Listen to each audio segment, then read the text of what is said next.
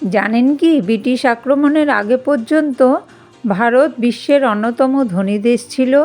বিশ্বের মোট সম্পদের প্রায় 25% সম্পদ ছিল ভারতবর্ষের অধীনে। ভারতবর্ষ ইউরোপীয়দের কাছে স্বর্গের দেশ নামে পরিচিত ছিল। বিশেষ করে বস্ত্র, মশলা, ধাতু ও উন্নত কারুশিল্পের কারণে বিশ্ব জিডিপিতে ভারতের অবদান ছিল বিশাল। এখানকার মসলিন, মশলা, সোনা, রত্ন সারা পৃথিবীতে রপ্তানি হতো।